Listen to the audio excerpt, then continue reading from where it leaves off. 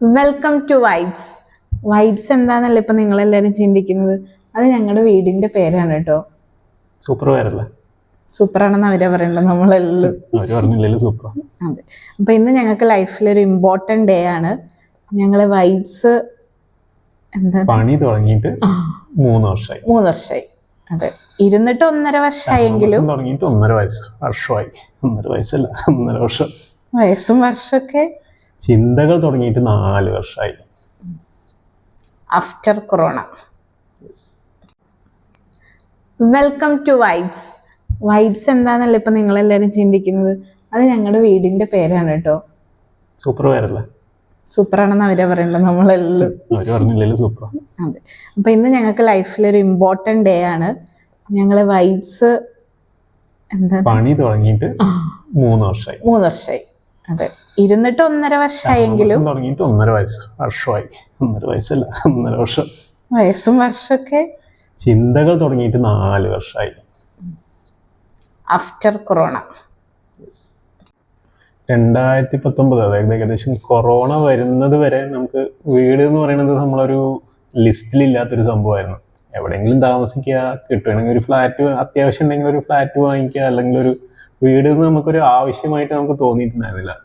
പക്ഷെ കൊറോണ വന്നപ്പോൾ മൊത്തത്തിൽ എല്ലാവർക്കും മാറ്റം വന്ന പോലെ ഭയങ്കര മാറ്റം വന്നു.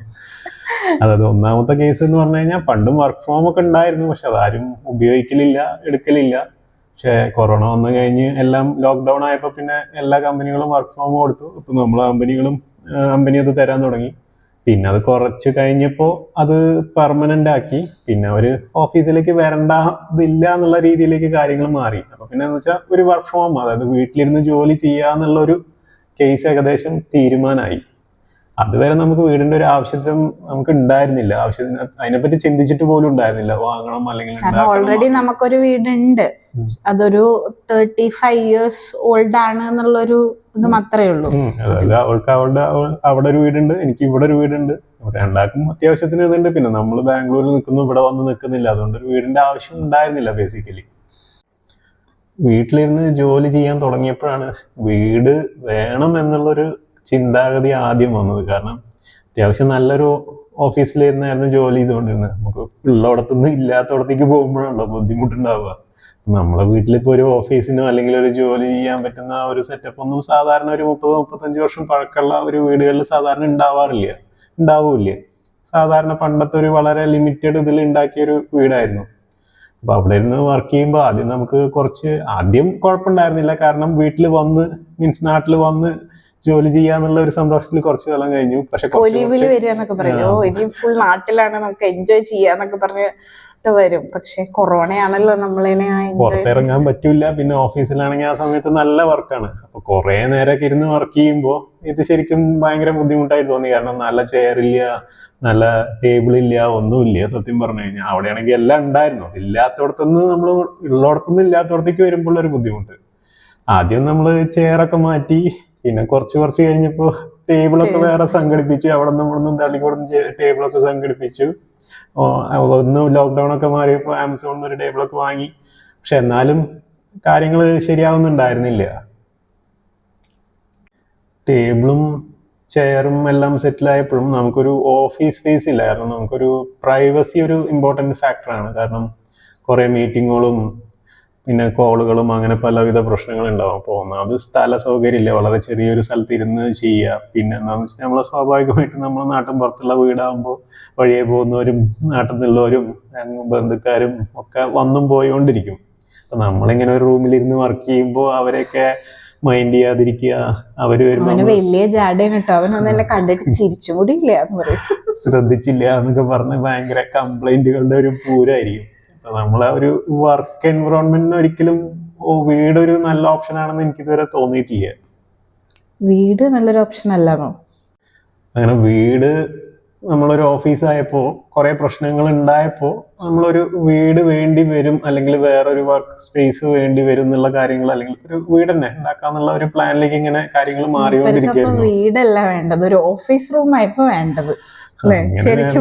അങ്ങനെയും പറയാം. പക്ഷെ അതായത് നമ്മളൊരു പ്രൈമറി മോട്ടീവ് എന്ന് പറഞ്ഞു കഴിഞ്ഞാൽ നല്ലൊരു വർക്കിംഗ് സ്പേസ് തന്നെയായിരുന്നു. കാരണം അതാണ് അവിടെ ഏറ്റവും വലിയ പ്രശ്നം ഉണ്ടായിരുന്നു. കാരണം കിടത്തം ഉറക്കം അതൊക്കെ ഓക്കെയാണ്, കുക്കിംഗ് അതും കാര്യങ്ങളൊക്കെ തൽക്കാലം ഉള്ളതിലൊക്കെ വെച്ച് അഡ്ജസ്റ്റ് ചെയ്യായിരുന്നു. പക്ഷേ വർക്കിംഗ് സ്പേസ് ഒരു വലിയൊരു പ്രശ്നം തന്നെയാണ്. കാരണം ഒന്നാമതെന്ന് വെച്ചാൽ കൊറോണ കാലത്ത് നല്ല ജോലിയുള്ള സമയമാണ്. അതായത് നമുക്ക് ഒന്നാമത് പുറത്തിറങ്ങാൻ പറ്റില്ല, വേറെ ഓപ്ഷൻസ് ഒന്നും ഇല്ല. വീട്ടിലിരിക്കുക, ജോലി ചെയ്യുക, പിന്നെ ജസ്റ്റ് പുറത്തേക്ക് ഒന്ന് ഇറങ്ങുക, അതിൽ കൂടുതൽ നമുക്കൊന്നും ചെയ്യാൻ പറ്റാത്തൊരു കാലം കൂടിയാണല്ലോ.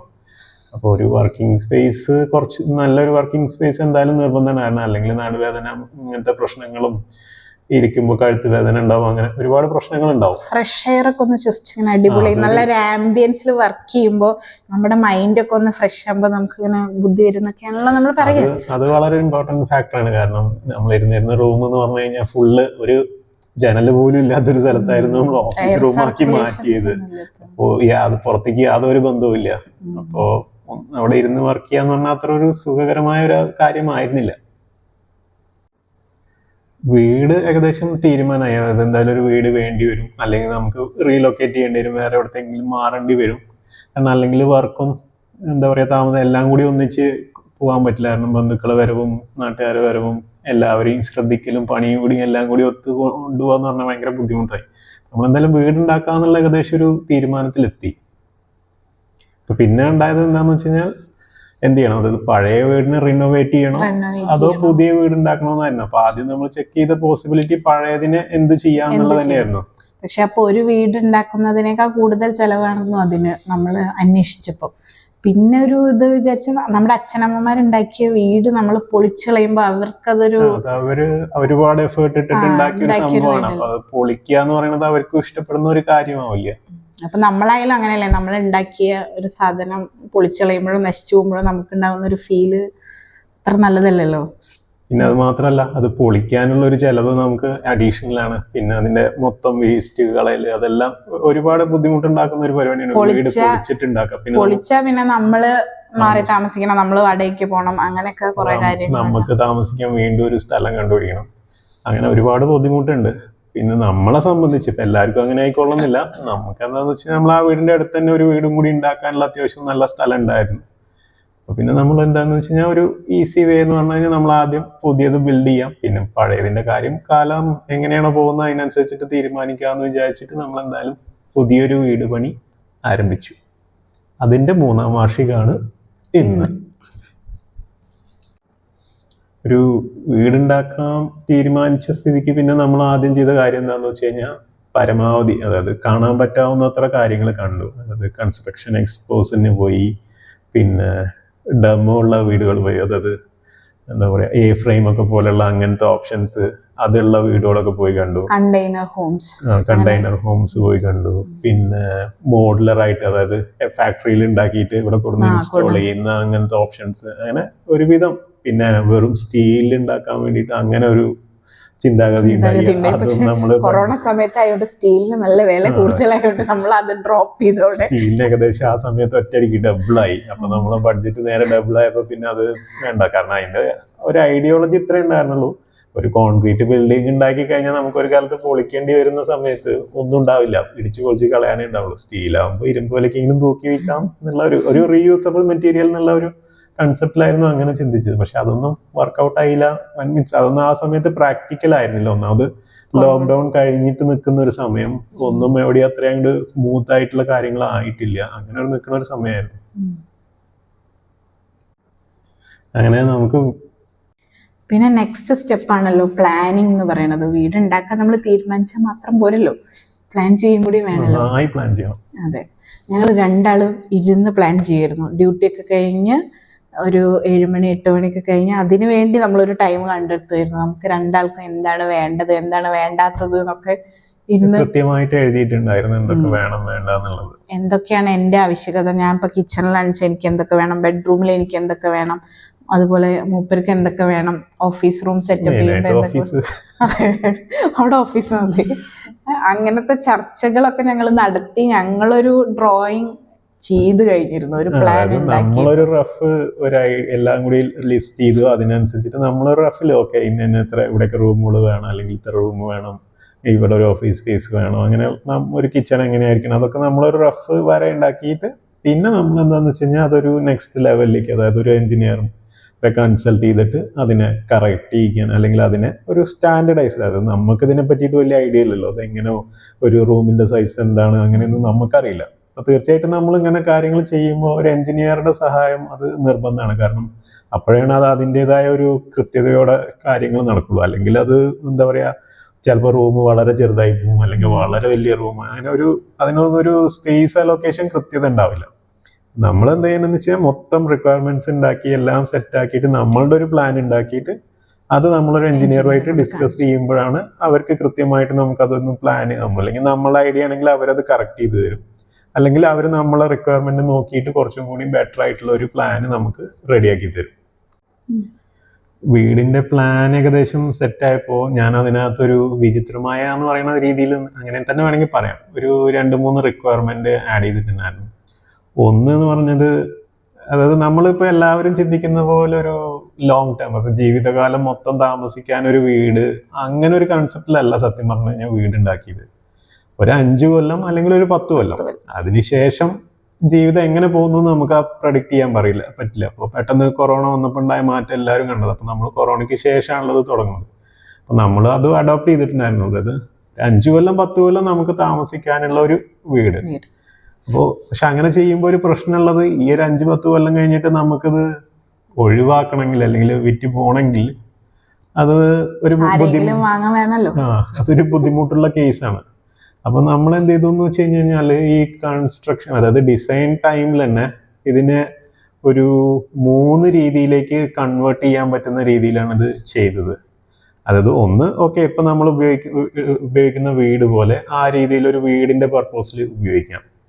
ഇനിയിപ്പോൾ ഒരു കേസിൽ ഓക്കെ, ഇത് നമുക്കൊരു വീടായിട്ട് വേറൊരാൾക്ക് കൊടുക്കാൻ പറ്റില്ല, അല്ലെങ്കിൽ ഇത്രയും ഇതായിട്ട് വേറൊരാൾ വാങ്ങാൻ, അത് നാട്ടിൻപുറമാണല്ലോ. ഇപ്പോൾ ഒരു സിറ്റീസൊക്കെ ആണെങ്കിൽ നമുക്ക് വിറ്റ് പോകാന്ന് പറയുന്നത് അത്ര ബുദ്ധിമുട്ടുള്ള കേസല്ല. പക്ഷെ നാട്ടിൻപുറത്ത് അങ്ങനെ ആയിരിക്കില്ല.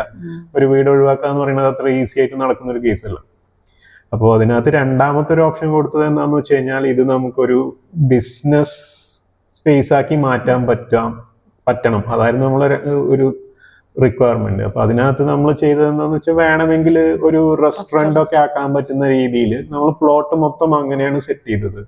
അത് അത്യാവശ്യം നല്ലൊരു പാർക്കിംഗ് ഒക്കെ കൊടുത്ത് ഒരു റെസ്റ്റോറന്റ് പോലെ ഇതിനെ കൺവേർട്ട് ചെയ്യാൻ വലിയ ബുദ്ധിമുട്ടില്ലാത്ത രീതിയിലാണ് നമ്മൾ അതിന്റെ ഡിസൈൻ ചെയ്തത്. ഇനിയിപ്പോൾ റെസ്റ്റോറന്റ് നടന്നില്ലെങ്കിൽ വേണമെങ്കിൽ ഒരു മിനി ഹോട്ടലൊക്കെ പോലെ, അതായത് 2 റൂം സ്റ്റേയും പ്ലസ് ഭക്ഷണമൊക്കെ കഴിക്കാനുള്ള ഒരു ഏരിയ, അങ്ങനെ രീതിയിൽ ഒരു മിനി റിസോർട്ട് അല്ലെങ്കിൽ ഒരു മിനി ഹോട്ടൽ എന്നുള്ള രീതിയിൽ ഒരു കൺസെപ്റ്റും കൂടി നമ്മൾ അതിനകത്ത് കൊടുത്തിട്ടുണ്ടായിരുന്നു. ഇനിയിപ്പോൾ അതും വർക്കൗട്ട് ആയിട്ടില്ലെങ്കിൽ എന്താ പറയാ, ലാസ്റ്റ് ഓപ്ഷൻ എന്നുള്ള രീതിയിൽ നമ്മളൊരു വെയർ ഹൗസ്, ഒരു ഗോഡൗൺ എന്നൊക്കെ പറയുന്ന രീതിയിൽ വെറുതെ ചെയ്യാൻ വേണ്ടിയിട്ട്, മീൻസ് സ്റ്റോർ ഹൗസ് മാത്രമായിട്ട് അങ്ങനെ ചെയ്യാൻ വേണ്ടിയിട്ടുള്ള, അങ്ങനെ അതിനെ എല്ലാത്തിലേക്കും കൺവേർട്ട് ചെയ്യാൻ പറ്റുന്ന ഒരു രീതിയിലാണ് നമ്മൾ ഇതിന്റെ ഒരു മൊത്തം ഡിസൈൻ ചെയ്തത്.